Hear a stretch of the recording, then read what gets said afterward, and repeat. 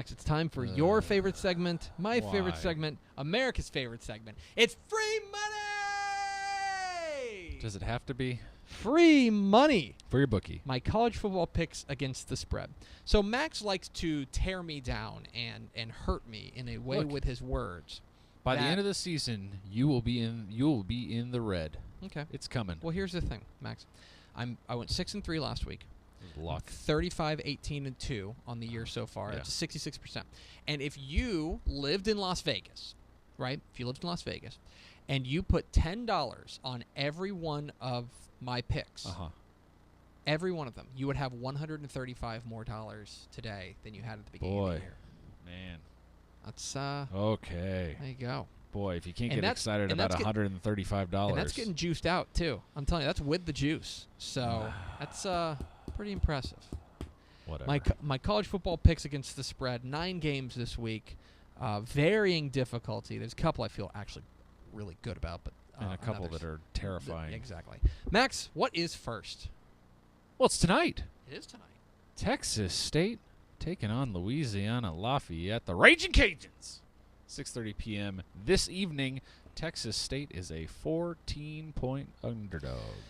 So Louisiana Lafayette is actually a pretty decent offense. They are 43rd in the nation in total offense, but the defense is a total and abject mess. It is terrible. And so that actually matches up fairly well with Texas State, whose offense is a total and abject mess. Fair enough. They run the ball pretty well, and they throw the ball effectively. The defense cannot stop the run. They're 100th in rushing defense, and they cannot stop the pass. They're 113th in pass defense. They do not sack the quarterback, and they do not force turnovers. This is a bad Louisiana Lafayette football team. I think they're 2-4 on the year, something like that.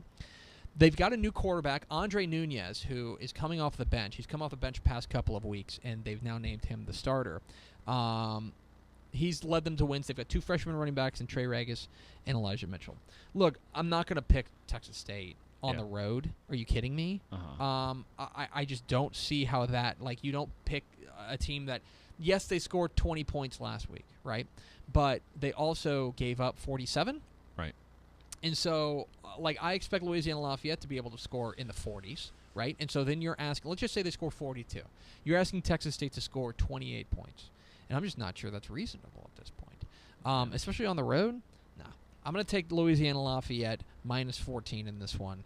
I don't trust Texas State, especially on the road. So I'm going to take Louisiana Lafayette. What's next, Max? Number 6, Texas Christian University taking on Kansas State in Manhattan, 11 a.m. Saturday, that dreaded 11 a.m. kick. Mm-hmm. TCU, a 6-point favorite, so I guess they're, technically 9 on a neutral field. Is that what we're thinking here? Yeah, this is interesting. So TCU is taking on a Kansas State team. Kansas State kind of is what they is what they is. They is what they They is. is what they is. They is what they is. They are Jesse Ertz. They're Alex Barnes. This new guy, Alex Delton, came in and scared the crap out of the looked pretty good. Longhorns. Yeah. They want to run the ball with their quarterback, right? Yeah. Here is the thing that to me is going to be most interesting. This is going to be the best rush defense that TCU has faced this year. Yeah. Kansas State is 43rd in the nation in rush defense. They're pretty solid. They got good linebackers in Trent Tanking and Jade Kirby, and their defensive back DJ Reed is pretty solid as well. This is, for me, if you believe that there is a formula to beat TCU and the formula is to make Kenny Hill throw the ball more than they want him to throw the ball, then Kansas State is the kind of team that can do that. The other thing that I found particularly interesting in this one, Kansas State, since old Bill Snyder came back in 2009, Kansas State is 12-6 against the spread as a home underdog. Interesting. 12-6 against the spread, and they are 22-11 at home. Okay. At home they're 22-11 coming off of a loss against the spread. To me, I think TCU wins this game, but the 11 a.m. kick scares me. On the road scares me. Manhattan scares me. An angry Kansas State team scares me. I think I'm taking Kansas State in the points. I think TCU wins this game, but I think it's a squeaker. Ooh. And I'm going to go with Kansas State +6 in this one. I'm going to go with the trends in this one. I'm going to go with Kansas State +6. What's next, Max? Number 24. Number 24. Mm. Texas Tech How about that? versus West Virginia on the road in Morgantown, 11 a.m. Saturday. Tech is a 3.5-point underdog. So we talked about this with their game against TCU last week. West Virginia is in a lot of respects who we thought they were. They're a pretty good team. Their passing game is very, very, very reliant on the big play. They have to hit the big play. They're explosive but not effective, right?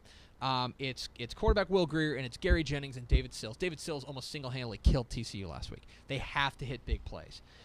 They have a terrible rushing defense, absolutely dreadful. They have an effective pass defense in the sense that they don't complete a lot of passes, but they do give up the big play, which, if you look at Texas Tech, that's kind of what they do a little bit. Yeah. They do not sack the quarterback. They're 129th in sack rate. And here's the thing about Tech's defense that's been particularly interesting this year. All right. They actually do not give up that many big plays. They give up they'll give up dink and dunks, but they tackle well. Yeah. They actually tackle well. Bend but don't break. Exactly right. And so in a lot of respects, I think that might be the advantage for Tech in this one. I'm going to take the points. I'm going to take Texas Tech plus 3.5. Interesting. On the road. Okay. I think they're for real, and I think right. that they're going to be able to hit enough big plays to beat West Virginia. I think they come away with a victory. Give me Texas Tech plus 3.5. I don't think it's the worst idea in the world, particularly because Will Grier might be the most inefficient good quarterback. Oh yeah. In the and conference. You want to talk about a guy who just he feels like he's due for just a 4-interception game. Right, and this Gibbs defense is all about them takeaways. It's about them takeaways. If they take the ball away, then they're going to win the game. So I'm going to take Texas Tech. I don't know if they win outright, but I'm at least confident. I don't feel good about this pick at all, but I will tell you that I feel like they can at least keep it close. Yeah. And in that regard, I'm going to take Tech plus 3.5 in Morgantown. What's next, Max? It's the Red River Shootout. It's the Red River Rivalry, the Red River Showdown, the Red River Party on Parade, whatever it is. The Texas Longhorns taking on number 12 Oklahoma at the Cotton Bowl, 2:30 p.m. Saturday. Texas is a 7.5-point dog. Who is Oklahoma? Nobody knows. They have an elite passing Nobody game. wants to know. Don't ask. Baker Mayfield, I still think is great. Yep. They run the ball well. They have a good, not great rush defense. But they, as we saw against Iowa State, which, by the way, when they lost to Iowa State last week, I was listening to, who was it? It was one of our favorite podcasts. Shutdown Fullcast Sure. mentioned it. It's not like it's not like Oklahoma turned the ball over like 9 times. Nope. Turned the ball over 1 time. Yeah, I believe Spencer Hall said all of this while cackling. Yeah. They basically, Iowa State just beat them. Yeah. Like they played them to a draw. They forced 1 turnover and they won. Yep. That's basically it. Yep. And so for me, they can get dinked and dunked to death. Yeah. And if you're Texas, isn't that what your offense is about right now? Right. That's what your offense is about. They do not make plays in the secondary, which is the biggest difference between a good Oklahoma defense and a great Oklahoma defense.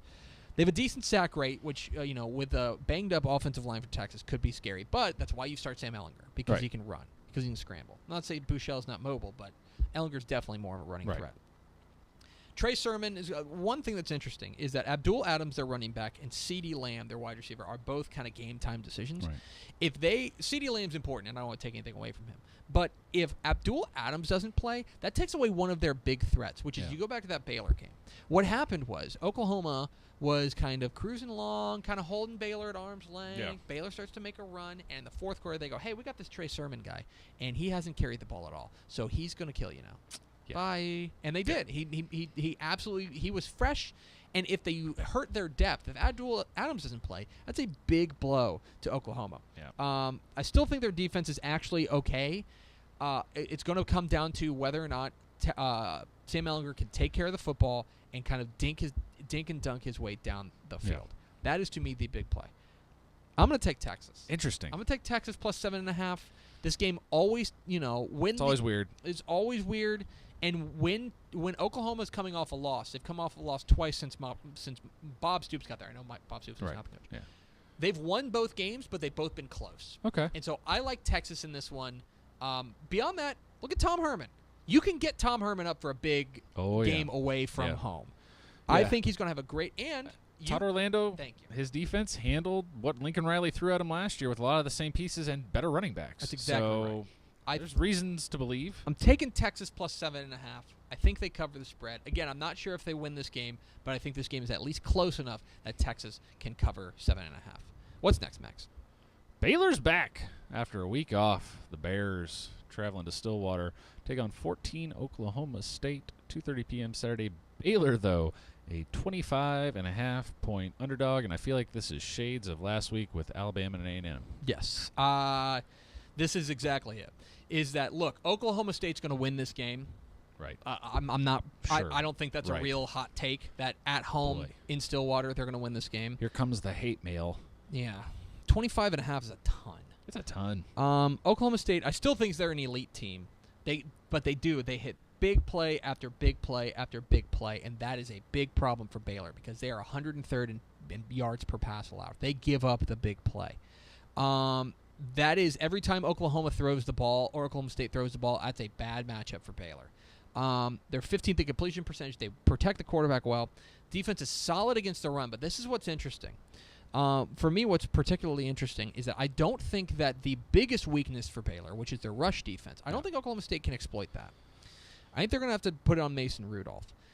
I think for their rushing defense is 25th in the nation. The overall numbers are good, but they got torched by TCU, and so and Baylor is finally going to have pretty much its full complement of running backs. JaMychal Hasty and Terrence Williams are both expected to play in this game. They can be dinked and dunked to death. They've got a couple of they make some decent playmakers. Can they take care of the football? You go back to that TCU game, they did not take care of the football. For Baylor, this is about turnovers. It's about limiting the big plays because you're going to give up a couple, and it's about running the ball and grinding it out. I think Baylor stays within 25 of this game. It's 25.5. I'm going to take Baylor plus 25.5.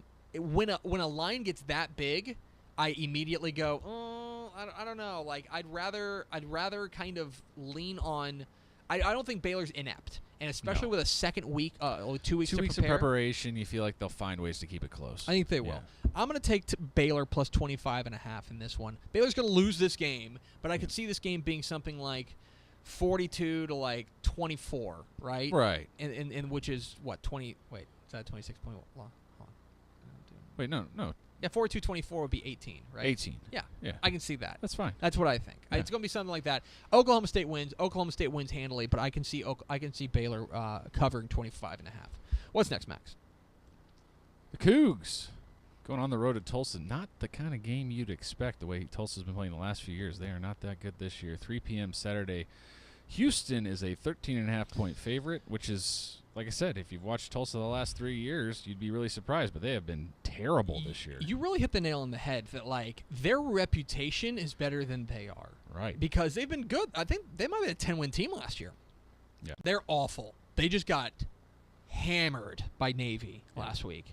And, okay, here's the good about Tulsa. Their offense is okay, especially when they commit to the run. That's bad news against Houston's defense. I'll just say that. When they commit to the run, they have a decent passing attack. The bottom line of it is that this has been a terrible defense. Yeah. They are dead last in rush defense. They are 119th in completion percentage allowed. They're 129th in yards per pass allowed.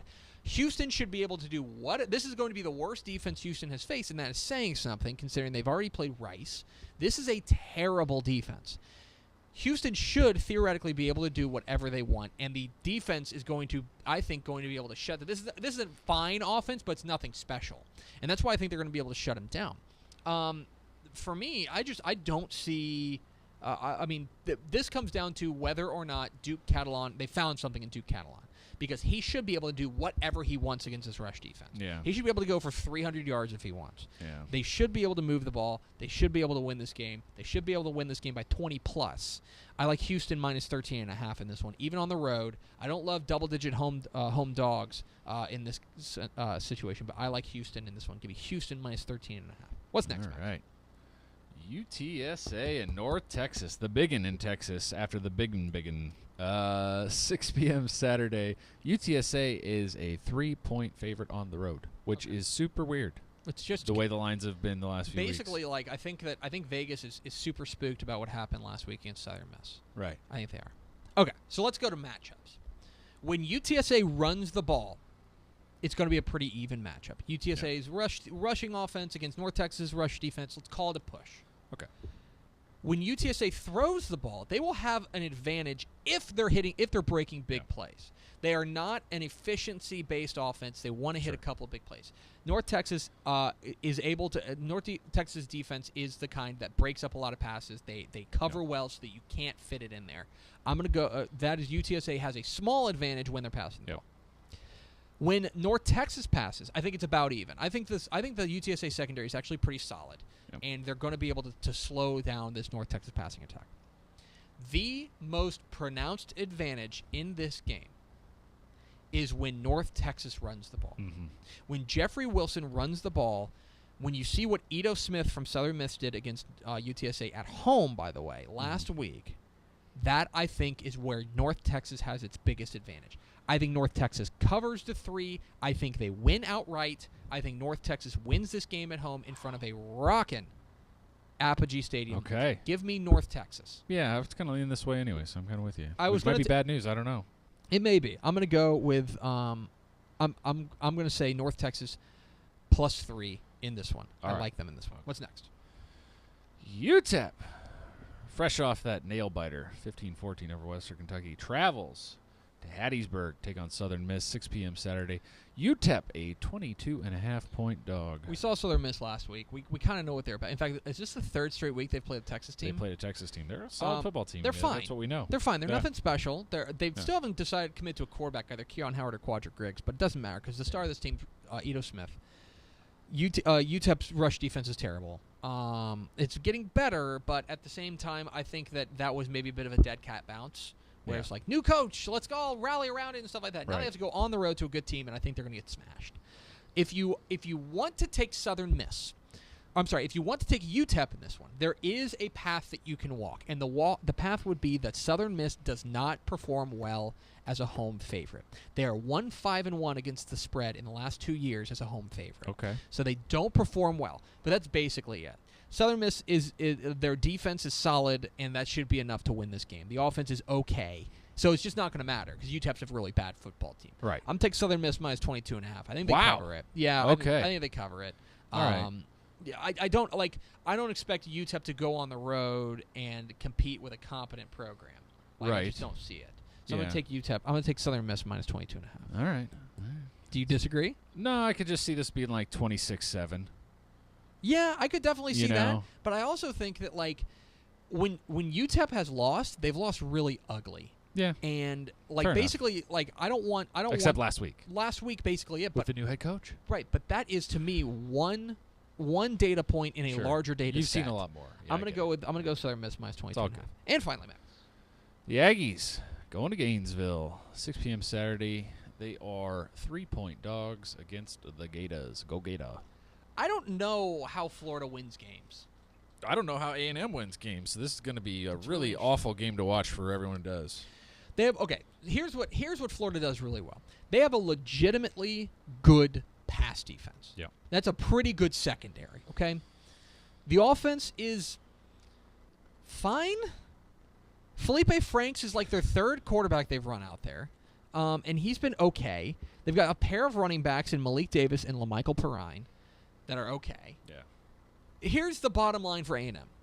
If they run the ball, and they're 34th in the nation in yards per carry, if they stop the run, and they're 39th in the nation in yards per carry allowed, then that's the ball game. Because that is where Florida has to win. Yeah. That is where they have to win because we know that their secondary is going to be pretty good. So every time A&M throws, it's probably not a great idea.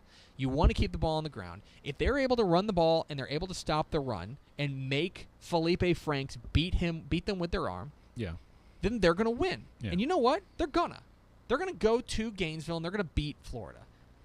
That's just where I'm at. I'm taking A&M +3. I'd take A&M like -1 in this one too. I think they win this game outright. Well, like I've been saying all week, they're going to win this game like 13-12. Yeah.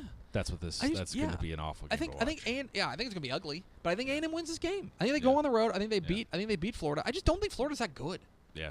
And I don't think A&M's that good, but they find a way to win these they games. find a way to win. That's Yeah. exactly. This has that Arkansas game written all over it, Yeah. right? Where it's like they fooled around and didn't look good at all, but all of a sudden you look up and they got a W. That's what A&M's going to do Yeah. all year long. I like A&M minus +3 there. So All right. my free money picks for Week 7. Louisiana Lafayette -14 at home against Texas State. I like Kansas State +6 at home against TCU. I like Texas Tech +3.5 at West Virginia. I like Texas +7.5 against Oklahoma in Red River.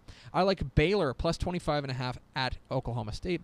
I like Houston -13.5 at Tulsa. I like North Texas +3 versus UTSA. I like Southern Miss -22.5 versus UTEP, and I like Texas A&M +3 at Florida. And that is free money